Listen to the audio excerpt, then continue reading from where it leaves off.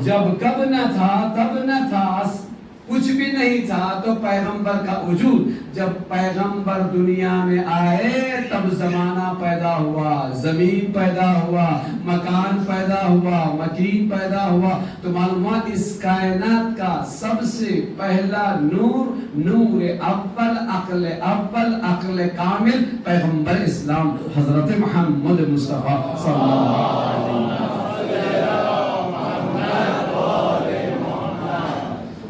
یہ تخلیق پروردگار ہے، وجہ تخلیق کائنات، ان کے صدقے سے پروردگار نے کائنات کو پیدا کیا۔ اور اس کے بعد پیغمبر نے فرمایا انا و علی من نور واحد، میں اور علی ایک ہی نور کے دو ٹکڑے ہیں۔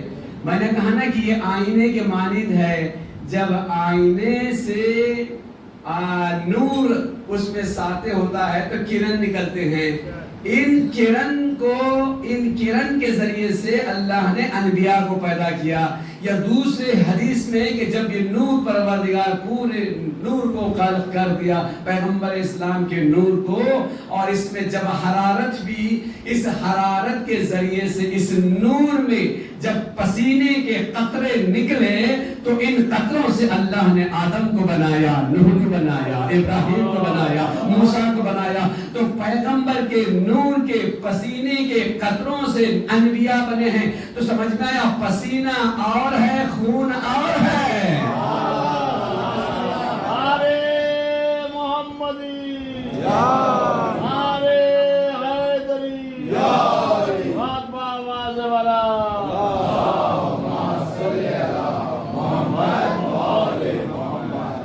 ایز پر سائنس اور ایز پر عقل، پسینے کی قیمت اور ہے، خون کی قیمت اور ہے۔ صبح سے شام تک پسینہ بہتا رہتا ہے، پسینے کی بھی انسان کو ضرورت ہے لیکن اس کی قیمت الگ ہے۔ لیکن اگر خون کسی جسم کے کسی ایک حصے سے بہنا شروع ہو جائے تو خود بھی پریشان، بازو والا بھی پریشان، گھر والے بھی پریشان، اور کہتے ہیں اس کو فوراً ہاسپٹل لے جاؤ، اس لیے خون بہ رہا ہے۔ کیوں؟ اس لیے خون حیات انسانی کے لیے ضروری ہے۔ جب تک سرکولیٹ ہوتا ہے، جب تک انسان کے پورے رگوں میں یہ گھومتا رہتا ہے، انسان زندہ ہے۔ کائنات کی حیات خون رسول سے ہے۔ کس کو کہا خون؟ یہ خون کون ہے؟ کہ یا علی لحموں کا لحمی، دموں کا دمی، اے علی تمہارا خون میرا خون ہے، تمہارا گوشت میرا گوشت ہے، تمہاریا تم میرے سے ہو اور میں تمہارے سے ہوں۔ صلوات پڑھیے محمد۔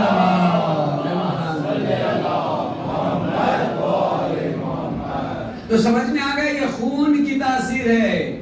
انسان کے جسم کی ساری ایکٹیویٹیز یہ سرکولیشن آف بلڈ میں ہے۔ توجہ کا طالب ہوں، اگر رک جائے بھئی مرنے والے میں جینے والے میں فرق کیا ہے؟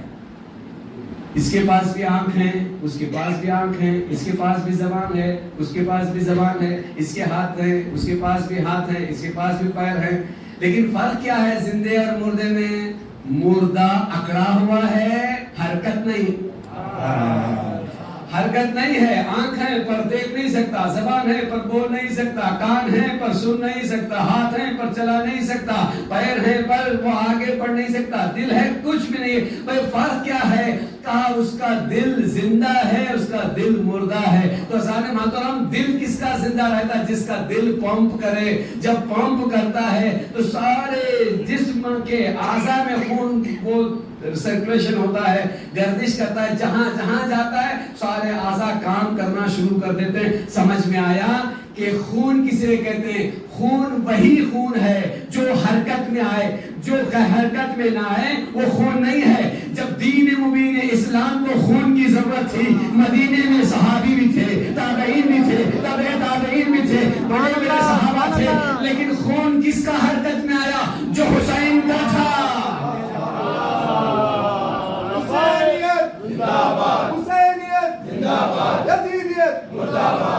تو عزیزان محترم، خون کا بھی ایک گروپ ہوتا ہے، بی پوزیٹیو، نیگیٹیو، او یہ ساری چیزیں ہیں. ہر ایک کا خون ہر ایک کے کا میچ نہیں ہوتا. جب بھی کسی کو خون کی ضرورت ہو تو سب سے پہلے ٹیسٹ کیا جاتا ہے کہ کون خون دینے کے قابل ہے،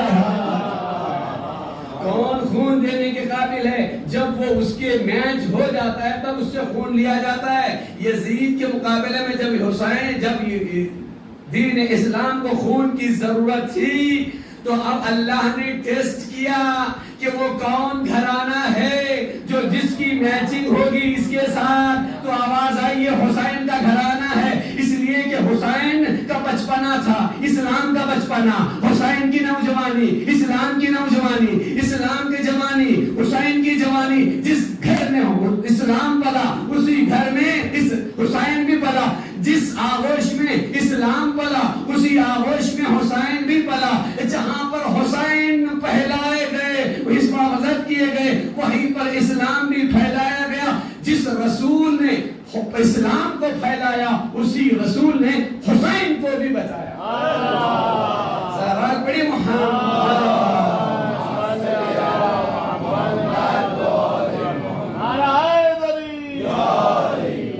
اسلام نے بانٹا تو چلی بھیڑ کی بھیڑ، مال اسلام نے بانٹا تو چلی بھیڑ کی بھیڑ، خون اسلام نے مانگا تو 72 نکلے. بے شک. سبحان اللہ. بات آواز والا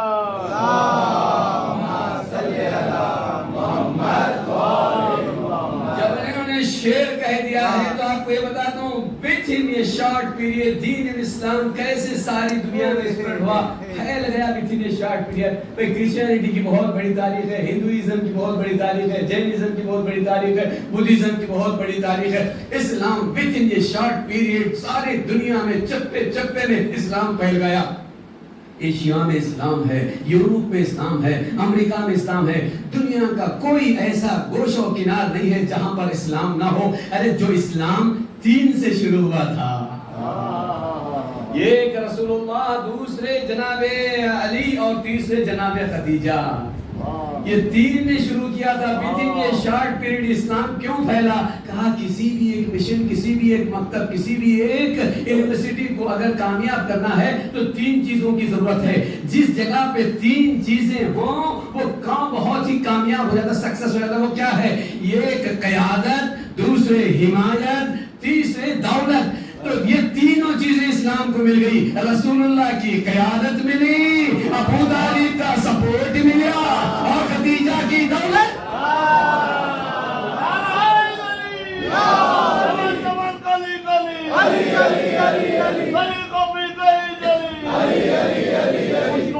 سرکار ابو طالب باواز بلند سلوات.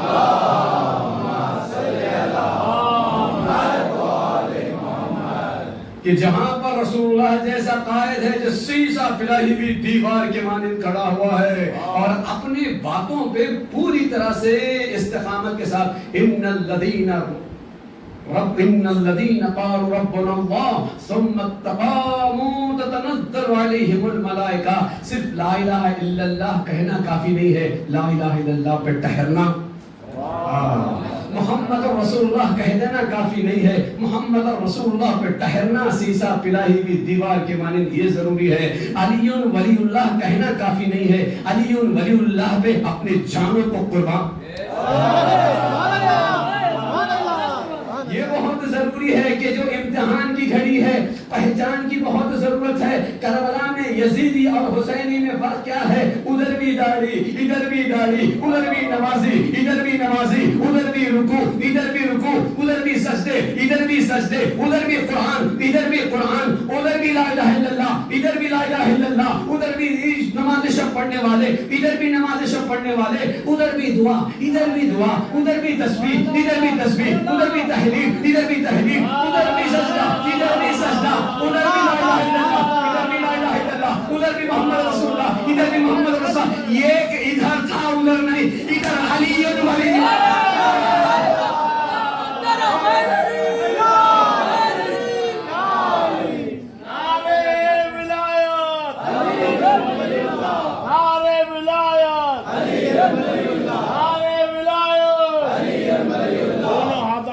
دل کی گہرائیوں سے علی اللہ کے نعرے کا جواب دیجیے. نعرے ولایت، نعرہ ولایت، نعرہ ولایت، حق و آواز والا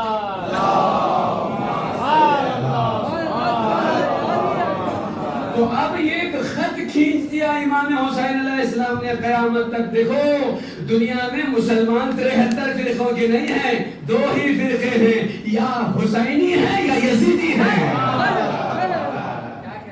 کیسے سمجھیں کون حسینی ہے کون یزیدی ہے؟ کہ جس کے پاس غدیر ہے وہ حسینی ہے، جو ولایتی ہے وہ حسینی ہے، جو ولایت سے ہٹا، جو غدیر سے ہٹا. اذان محترم 1,24,000 انبیاء، کیا ہر ایک کا دین الگ تھا؟ کیا ہر ایک کی شریعت الگ تھی؟ بھئی آیت کہتی ہے ان الدین عند اللہ الاسلام. لوگ اس کا ترجمہ کرتے ہیں اللہ کے نزدیک دین میں اسلام پسندیدہ دین ہے. اس کا مطلب کیا ہے؟ یعنی بہت سے دین ہیں، ان دینوں میں ایک دین پسندیدہ ہے. نہیں، یہ ترجمہ صحیح نہیں ہے. اللہ کے نزدیک ایک ہی دین ہے، اس دین کا نام اسلام ہے. ایک خدا 2 دین نہیں دے سکتا، 2 شریعت نہیں دے سکتا، 2 اصول نہیں دے سکتا، 2 الگ الگ آرڈرز نہیں. باطل اور حق میں فرق کیا ہے؟ حق کا ایک جلوہ ہے، ایک طریقہ ہے، ایک اصول ہے، سب ایک ہیں، افراد الگ ہیں، باتیں ایک ہیں. یہ حق کی علامت ہے. ظلمات کا طریقہ الگ ہے اور ان کے اقوال الگ ہیں، ان کے اعمال الگ ہیں، ان کے طور و طریقے ہیں، اور وہ اپنے راستے بدلتے رہتے ہیں، طریقے بدلتے رہتے. حق کا راستہ ایک ہی ہے. جب اللہ حق ہے تو اس کا دین بھی حق، اس کی شریعت بھی حق، اس کی کتاب بھی حق. تو معلوم ہوا کہ پروردگار عالم نے سب سے پہلے پیغمبر کو پیدا کیا. جب پیدا کیا سب سے پہلے تو بھیجا کیوں نہیں؟ سب سے پہلے پیغمبر کو پیدا کیا تو بھیجا کیوں نہیں؟ تو آواز آئے گی بندے تو نہیں جانتا، جس کو پیدا کیا ہے نا وہ کوئی معمولی ذات کا نہیں ہے، وہ سید المرسلین ہے، سبحان اللہ سبحان اللہ، وہ خاتم النبیین ہے، وہ طٰہٰ و یاسین ہے، وہ مزمل و مدثر ہے. وہ کائنات کا نور اول ہے، عقل اول ہے، نور کل ہے. لہذا میں نے سب سے پہلے پیدا کیا. ایک اور بحث، وہ کیا بحث؟ پیغمبر کب نبی بنے؟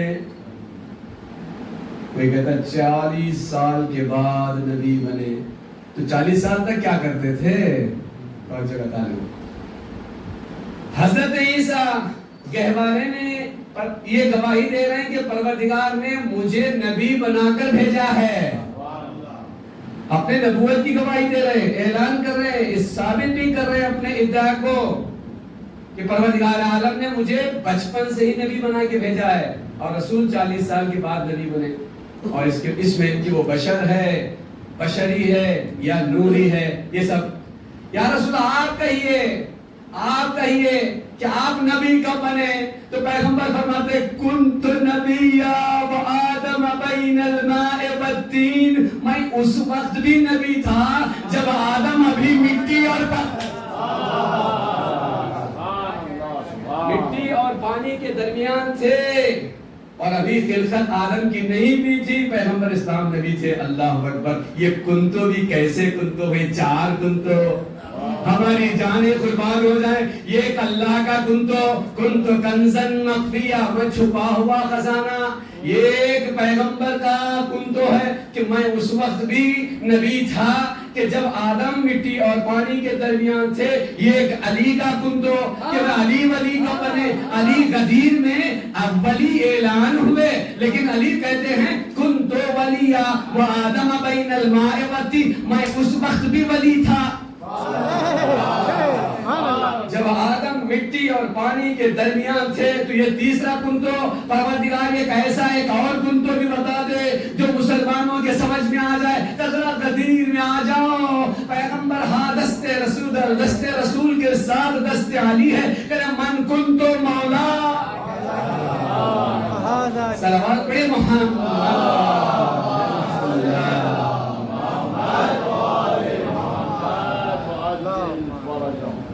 سب سے پہلے پیدا کیا اور سب سے آخر میں بھیجا. کہ کیوں؟ جتنی پرسنالٹی بزرگ ہوتی ہے، بڑی ہوتی ہے، ویسے ہی انتظام کی ضرورت پڑتی ہے. اب آپ کے یہاں مثال کے ذریعے سے بچوں کو سمجھاتا ہوں. اگر آپ کے یہاں کاؤنسلر کو آنا ہے، روز آپ کے محلے میں گھومتا رہتا ہے، پھرتا رہتا ہے، وہ آتا ہے جاتا ہے. اگر ایم ایل اے یہاں پہ آنا ہے آپ کے یہاں تو 4 کاؤنسلرز آ کے اپنے محلے والوں کو کہتے ہیں کہ آج جو ہے وہ ایم ایل اے آنے والا ہے، تیاری کر لو. اس کے بعد ایم پی آنے والا ہے، تو جتنے اس کانسٹیٹیوشنز کے کاؤنسلرز اور جتنے ایم ایل ایز ہوتے ہیں سب کو جمع کیا جاتا ہے، اہتمام کیا جاتا ہے 4-5 دن پہلے. اگر چیف منسٹر آنا ہے تو 1 ہفتہ اس کی تیاری ہوتی ہے. اگر پرائم منسٹر آنا ہوتا ہے تو 1 مہینے سارے شہر کو سجا دیا جاتا ہے، راستے تیار کر دیے جاتے ہیں، روڈوں کو تیار کیا جاتا ہے، شہر کو سنوار دیا جاتا ہے، چاروں طرف سے سیکیورٹی ہوتی ہے، لوگوں کو تیار کر دیا جاتا ہے، شامیانے بچھا دیے جاتے ہیں. سارے کے سارے لوگ انتظار کرتے ہیں، اس لیے کہ آنے والی عظیم شخصیت ہے. پیغمبر ایک عظیم شخصیت کا نام ہے. زمین کو تیار کرنا تھا، اللہ نے آدمیوں کو پیدا کیا، آدم کو بھیجا، نوح کو بھیجا، ابراہیم کو بھیجا، موسیٰ کو. جب 1,24,000 انبیاء آئے اور زمین کو تیار کر دیا تو اللہ نے کہا اب میں بھیجوں گا جس کا انتظار.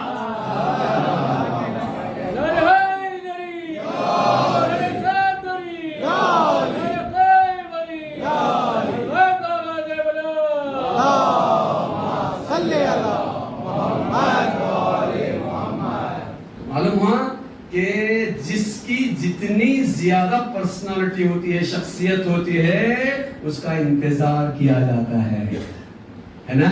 یہ انتظار کا فلسفہ ہے. انتظار صرف آپ نہیں کر رہے، آپ کو معلوم ہونا چاہیے حدیث میں افضل الاعمال انتظار الفرج.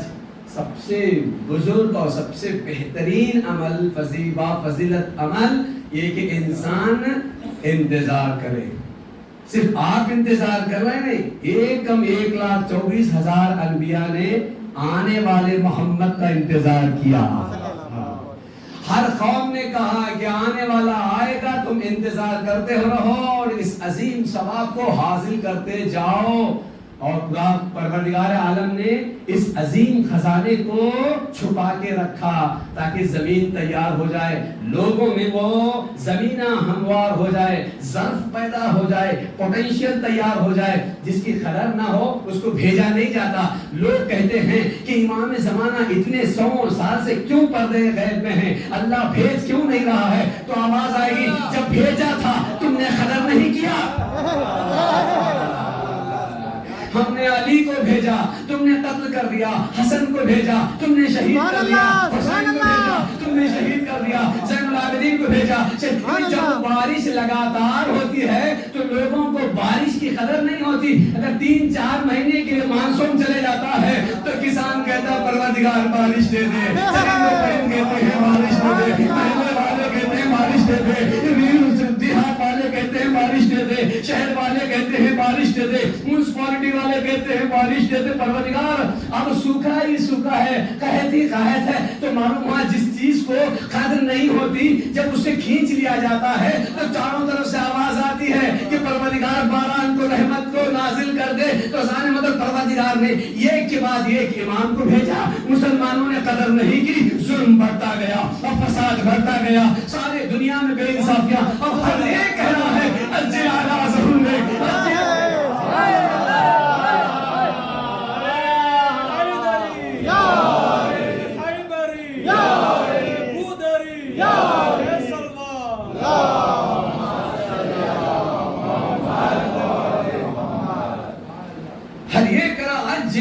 ظہور ظہورک. آ جائیے مولا، آ جائیے، آج آپ کی ضرورت ہے.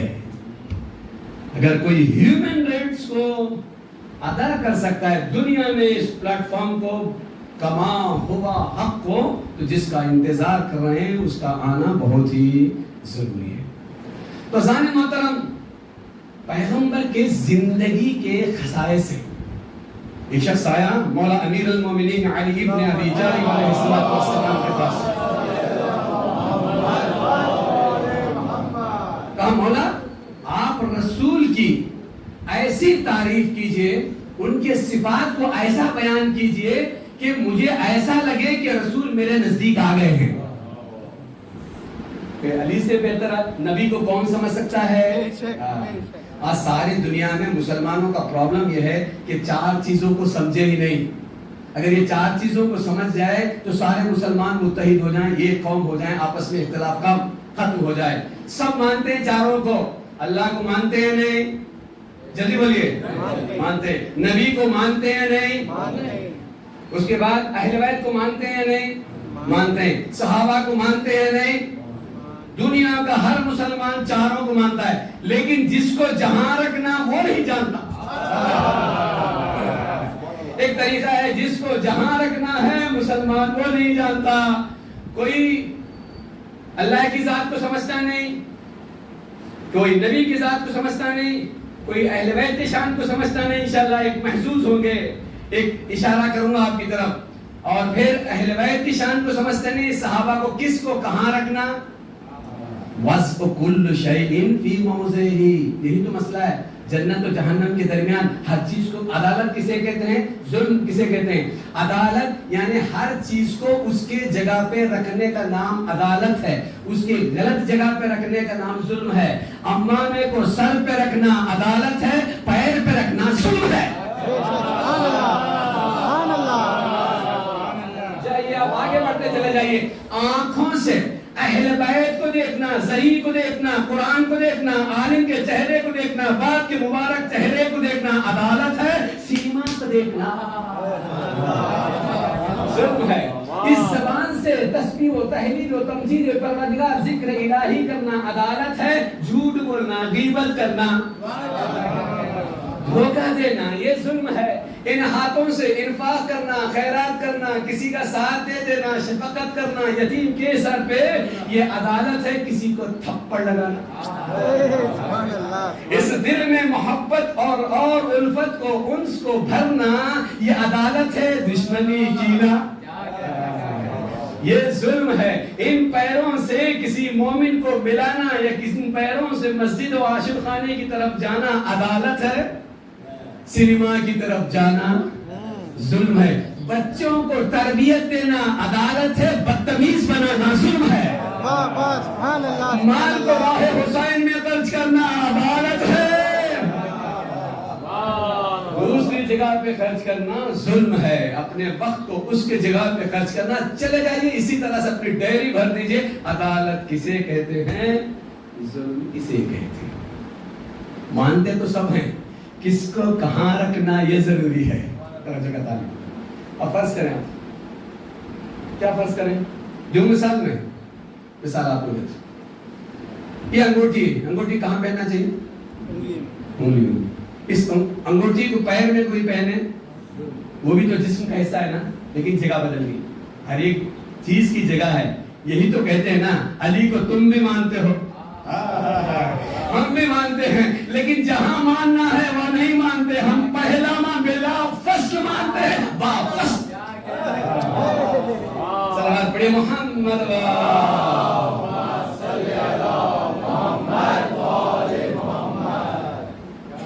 ہر ایک چیز کو جہاں پہ. چلیے 4 چیزیں، اللہ، نبی، اس کے بعد کیا کہا میں نے؟ اہل بیت ہے نا میرے ساتھ، اور اس کے بعد صحابہ. کیا عقیدہ ہونا چاہیے؟ پرفیکٹ عقیدہ آپ لوگوں کے حوالے کرتا ہوں. دیکھو، نبی کو اللہ سے آگے نہ لے جانا، کافر ہو جاؤ گے. سب سے پہلی ذات کائنات کی وہ خالق کائنات ہے، مالک ہے. مالک کے بعد سب سے عظیم رتبہ وہ پیغمبر اسلام کا ہے، نبی کا ہے. اور اس کے بعد اہل بیت کا، اہل بیت کے بعد نیک صحابہ کا.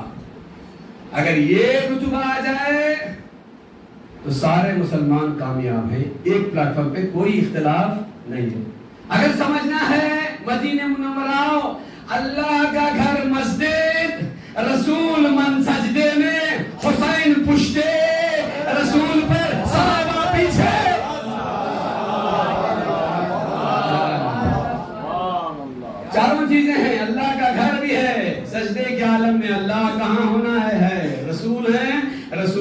پشت میں حسین ہیں اور پھر پیچھے صحابہ ہیں. ہو کیا رہا ہے؟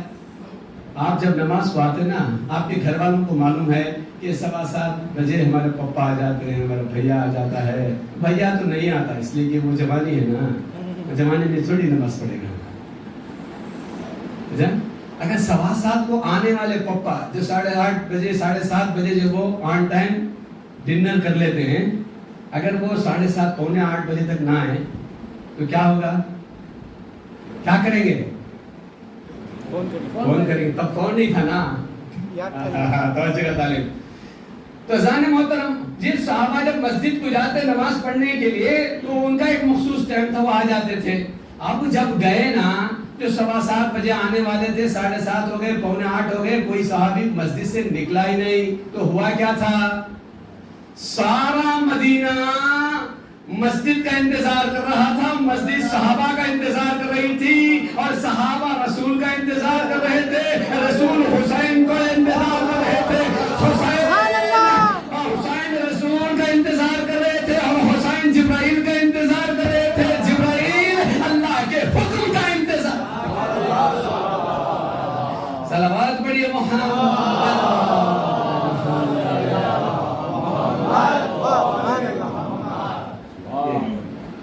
امام حسین علیہ السلام جب تک پشت سے نہیں اترے اس وقت تک سجدہ انہوں نے طولا نہیں کیا. کہا یہ اتفاق تھا یا اس میں کوئی راز تھا؟ اس میں راز تھا. امام حسین علیہ السلام نے سجدے کو طول کیا، طول نہیں کیا. نانا اور نواسے کے درمیان یہ بیعت ہو رہی تھی. نانا میں آج بیعت کرتا ہوں، آج سجدے کو طولا نہیں کر رہا ہوں، کربلا میں گردن کٹا کے سجدے کو بچاؤں گا. یہ امام حسین علیہ السلام کا وعدہ تھا، جسے پورا کیا امام حسین علیہ السلام نے. تو میں نے کہا کس نے کس سے پوچھا رسول کے شمائل کو بیان کرو؟ بولیے ایک صحابی نے مولا سے پوچھا، مولا آپ رسول اللہ کو ایسے بتائیے کہ گویا میں رسول کو دیکھ رہا ہوں. تو ایک مرتبہ کہا کہ رسول کے بہت زیادہ اوصاف ہیں، 24 سے زیادہ معجزوں کو بیان کیا ہے. صرف رسول کے بدن میں معجزے تھے. 4-5 میں آپ لوگوں کے سامنے. پیغمبر اسلام کا سب سے پہلا معجزہ مولا کائنات کہتے ہیں کہ انسان جب چلتا ہے نا، اس کا سایہ ہوتا ہے سامنے یا پیچھے، دائیں یا بائیں. اگر کبھی آپ نے ایکسپیریمنٹ نہیں کیا تو ابھی جا کے دیکھ لیجیے. آپ جہاں پہ بیٹھے وہیں پر آپ کا پیر بھی، آپ کا جسم بھی، آپ کا ہاتھ بھی ہے، یہ سایہ ہے آپ کا، ہے نا. سارے دنیا میں سارے لوگوں کا سایہ ہے، لیکن بدن رسول کا سایہ نہیں ہے. سبحان اللہ. تاکہ کوئی اس کے سائے، ان کے سائے کے اوپر قدم رکھے. کون ہے سایہ؟ جہاں جہاں رسول جاتے ہیں ابر ان کے ساتھ ساتھ چلتا ہے. جب ابر ہوتا ہے نا انسان کا، وہ سایہ نہیں ہوتا.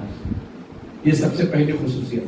دوسری خصوصیت مولا فرماتے ہیں جس گلی سے پیغمبر گزرتے تھے ان کے جسم سے ایسی خوشبو آتی تھی 3 دن تک معطل. سبحان اللہ سبحان اللہ. یعنی اتنی خوشبو ان کے بدن سے نکلتی تھی کہ وہ جس گلی سے نکلتے تھے، جس محلے سے گزرتے تھے، وہ محلہ معطر ہو جاتا تھا. سونگنے والے کی سونگ میں وہ معرفت ہونا چاہیے کہ جب آتے ہیں مجلس میں آپ کو بھی یہ خوشبو آتی ہے. وہ خوشبو کون سی؟ اہل بیت کی خوشبو ہے. اشم عندک رائحۃ طیبہ، یہ خوشبو ہے. یہ دوسری خصوصیت ہے. تیسری خصوصیت، پیغمبر اسلام کمزور سواری کے اوپر بیٹھتے تھے، خچر یا گدھے یا جو ہے اونٹ کے اوپر. جب ایک بار بیٹھ جاتے تو زندگی میں وہ حیوان بیمار نہیں ہوتا تھا. جوان کا جوان رہ جاتا تھا. سنو سنو میرے نوجوانوں، کربلا میں جو امام حسین کا گھوڑا تھا اس کی عمر 60 سال کی تھی. سائنس کہتے ہیں 20 سال کو گھوڑا مر جاتا ہے. یہ 60 سال حیات کیسے ملی؟ کہ جس گھوڑے پر رسول سوار ہو گئے اسے زندگی مل گئے. جس کے زندگی میں رسول کی محبت آ جائے. صلوات پڑھیے محمد.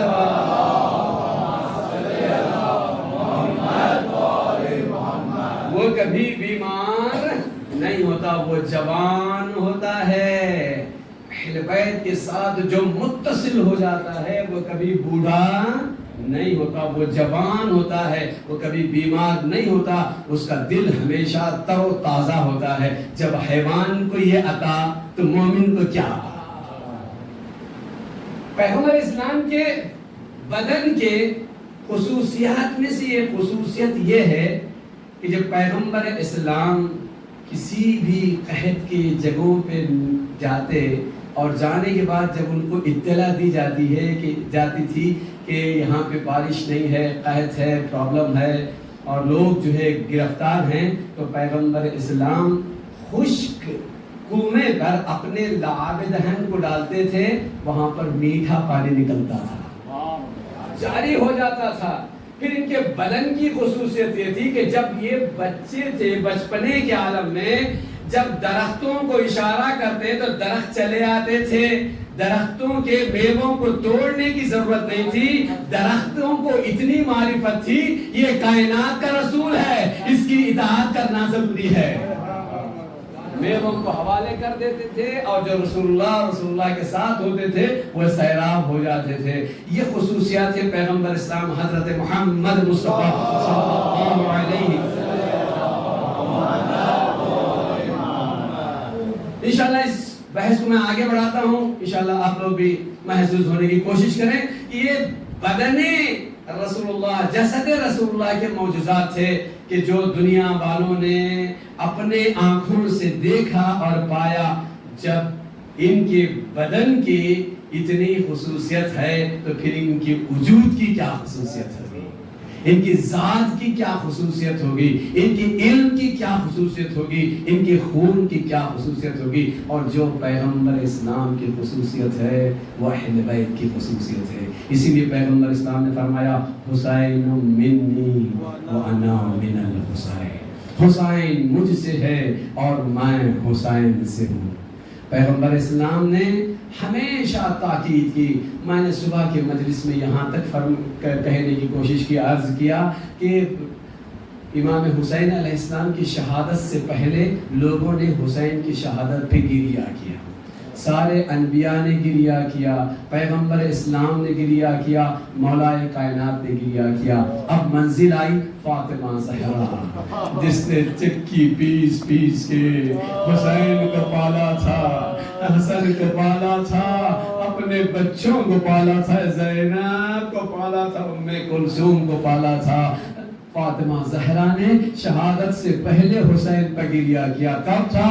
کہ دنیا کا طریقہ یہ ہوتا ہے کہ جس کے گھر میں ولادت ہوتی ہے بچے کو لیا جاتا ہے اور مبارکبادی پیش کی جاتی ہے، تبریک دی جاتی ہے، لیکن اللہ کائنات کا ایک ایسا بیٹا جب دنیا میں آیا، باپ کے سامنے فاطمہ نے حسین کو حوالے کیا، بابا یہ میرا فرزند ہے، دیکھنا تھا رسول اللہ کے آنکھوں میں آنسو آ گئے۔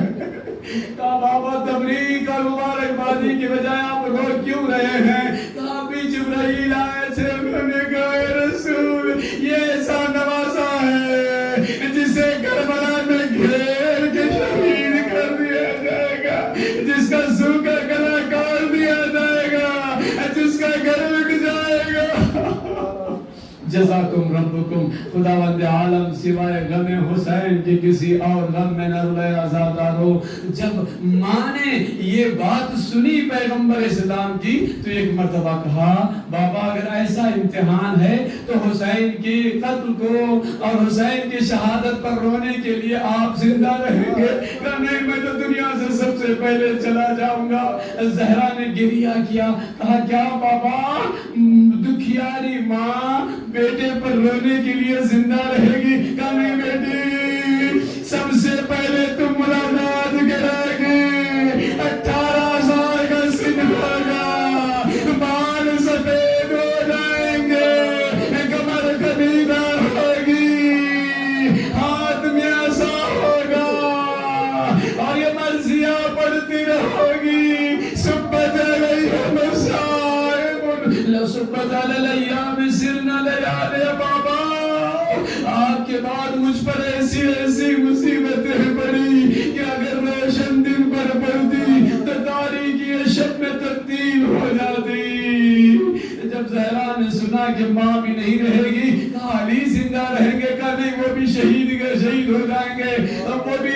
کر دیے جائیں گے، قتل ہو جائیں گے۔ تو ایک مرتبہ کہا کیا بھائی حسن زندہ رہے گا؟ کہ نہیں، اس کے سینے پہ تیروں کی بارش ہوگی، اس کے جنازے پہ تیروں کی بارش ہوگی۔ تو ایک مرتبہ ماں نے کہا پر اے نائے بابا، پھر میرے حسین پہ رونے والے کون ہوں گے؟ تو حضرت پیغمبر اسلام نے کہا بیٹی ڈرنا نہیں، اللہ ایک ایسے قوم کو پیدا کرے گا جس کے بچے حسین کے بچوں پر گریا کریں گے، جس کے جوان حسین کے جوانوں پر گریا کریں گے، جس کے بوڑھے حسین کے بوڑھوں پر گریا کریں گے۔ اللہ اکبر، جس کے ماں بہنیں حسین کے ماں بہنوں پر گریا کریں گے۔ اللہ اکبر، یہ سننا تھا۔ فاطمہ زہرا نے کہا بابا میں خدا سے کہوں گی پروردگار اس وقت تک میں جنت کو نہیں جاتی جب تک کہ میرے عزاداروں میں شفاعت نہ کروں اور جنت نہ لے جاؤں۔ عزاداروں محرم نمودار ہے، محرم کا چاند نمودار ہو گیا، پہلی محرم ہے، تیزی سے محرم کا زمانہ گزر جائے گا، لہذا حسین پر روتے ہوئے شرمندگی کا احساس نہ کرنا، دھاڑے مارتے ہوئے گریا کرنا، دل کو ٹکڑے کرتے ہوئے گریا کرنا۔ امام صادق فرماتے ہیں اے میرے جد پہ سنو، جس طرح سے ایک جوان بیٹے کے جنازے میں ایک ضعیف ماں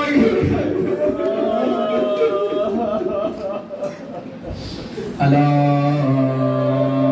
لعنت اللہ علی القوم الظالمین سيعلم الذين ظلموا أي منقلب ينقلبون۔ پروردگارا ہمارے دعاؤں کو قبول فرما، توفیقات صالحہ میں اضافہ فرما، توفیق علم و عمل و اخلاص و تقوی عنایت فرما، پرچم اسلام کو سربلند فرما، پرچم کفر کو سرنگون فرما، انقلاب اسلامی کی حفاظت فرما، علماء کرام اور مراجع اعظام کو زمین اور آسمان ابراہیم سے محفوظ فرما، حضرت ولی عصر کے ظہور میں تعجیل فرما، ہمیں ان کے خاص اعوان انصار میں شمار فرما، ماتم حسین